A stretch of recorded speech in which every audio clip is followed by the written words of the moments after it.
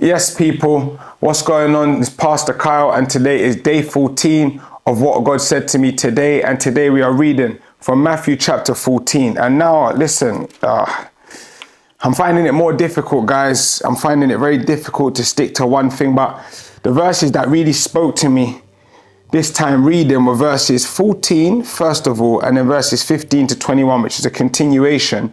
But basically, John the Baptist has just been murdered by Herod. You know, Herod, caught up in his emotions, has made this promise to this lady, and Herod's trying to flex, and ultimately he has to kill John the Baptist. But what stood out to me is if we look at verse 14, Jesus has essentially gone away to mourn. His disciples have just buried John the Baptist, and Jesus has gone away to mourn John the Baptist's death. But then what happens is, as he's gone to mourn, he sees the crowd following him, and this great multitude, they come to him, and he's moved with so much compassion that he stops himself in a season of mourning, even though he's going through his own pressures, his own procedures, he's going through his own, let's just say, mourning situation. He stops himself because of the compassion, and then he is moved and he heals their sick.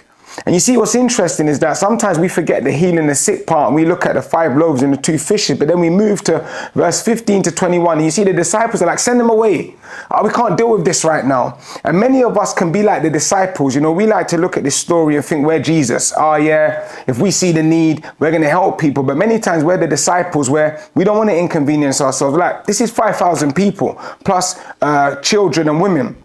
We're not sure we don't want to take the time to deal with them. I'm tired going through my own stuff. But Jesus is like, no, don't send them away. Actually, you are going to feed them.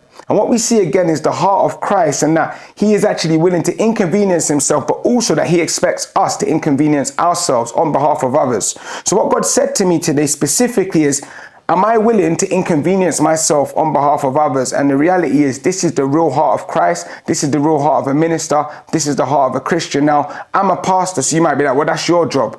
Well, unfortunately for you, it's not just my job, it's everyone's job. And a reminder for me is that I need to be willing to inconvenience myself.